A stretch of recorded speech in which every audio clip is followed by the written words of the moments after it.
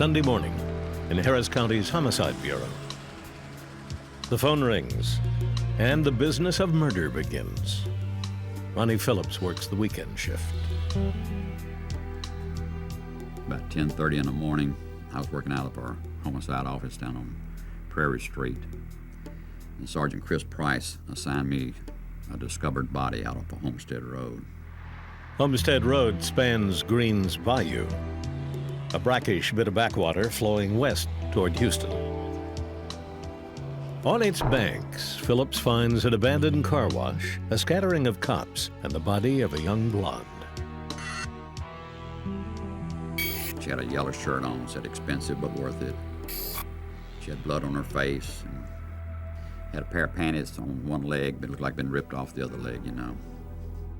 The woman on the bank is a local named Inez Deaton. The cops pick her up from the weeds and lay her down on a slab. Ronnie Phillips has attended more than a few autopsies. This one is especially tough to take. It's hard to make an autopsy on a young person when you have children of your own. You can always think, with the grace of God, one of yours could be laying there on that autopsy table, you know. Semen is recovered from the body. In the days before DNA, little can be done with this evidence. The coroner counts 9 stab wounds on the woman's chest, 2 in her back.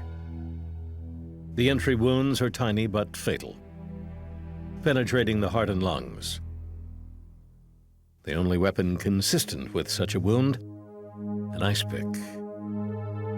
To find out how Inez Deaton ended up on the wrong end of such a wicked instrument, Phillips begins to track her movements. It's a search that takes him back to the home of the victim's best friend.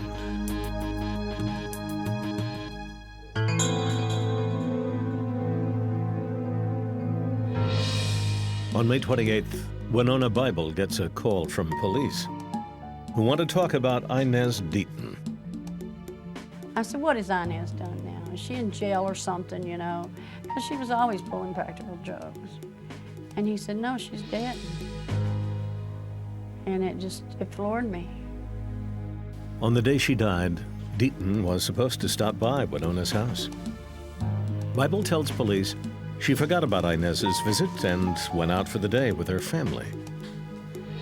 The only person left at the Bible home, Winona's cousin, 27-year-old Danny Paul Bible. Detective Phillips buttonholes Danny Paul, who tells him Inez never stopped by that day. He seemed cool and collected, you know. He didn't seem upset or anything. He didn't raise no red flags. The people who know Bible best, however, have a different impression as they watch Danny Paul talk to police. He was acting weird. He didn't say nothing unless they asked him a question. It was a gut in my stomach that kept telling me he did it. Inez Deaton is laid to rest on May 30th. The entire Bible family turns out for the ceremony, save one. Shortly after talking to police, Danny Paul skips town, sharpening suspicions even further. With no physical evidence linking Bible to the crime scene, there is little Detective Phillips can do.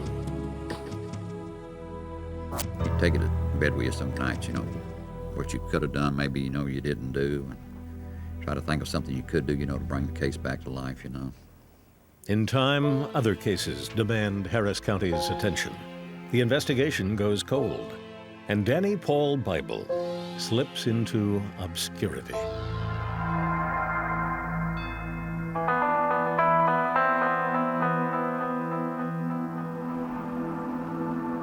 At a motel on the edge of town, a young woman watches afternoon TV.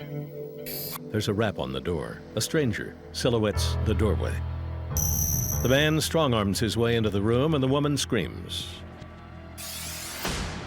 Randy Walker is the detective called to the motel.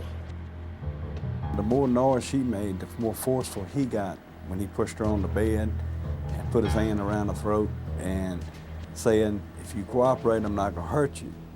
If you keep hollering, you're gonna force me to do some stuff I don't need to do. The woman tells Walker that the man raped her repeatedly. In the motel courtyard, maids identified the suspect as a guest who stayed just 2 doors down. Walker finds the man's stepson still in the room and asks for a picture of his stepdad.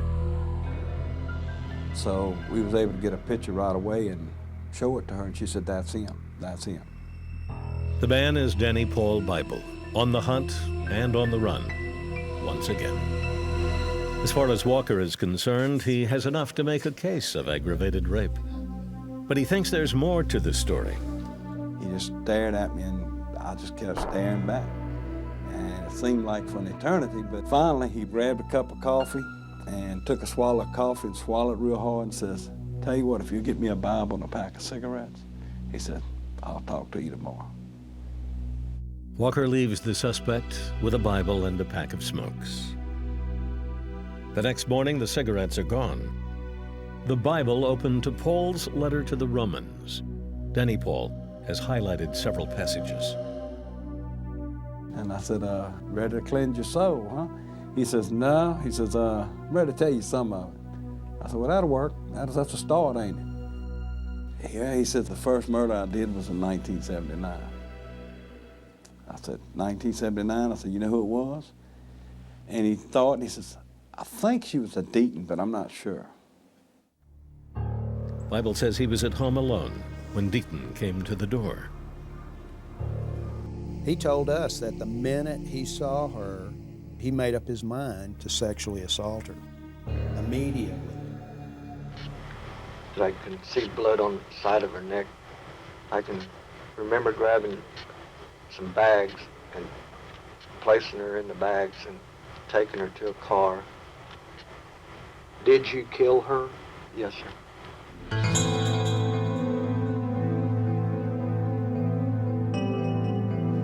After nearly 24 years, Danny Bible stands trial for the murder of Inez Deaton.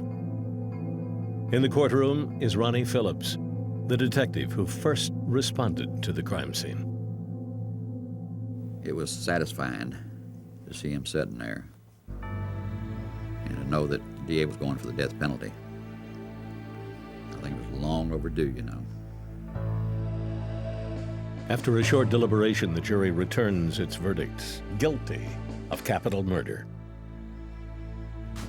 Bible is sentenced to die by lethal injection and packed off to Texas's death row. A final postscript to Danny Bible's story. On his trip to death row, Bible's prison van crashed. The convicted killer was critically injured and flatlined on the way to the hospital. ER workers, however, were able to bring Bible back to life, ensuring he will not miss his date with a needle in Texas's death chamber.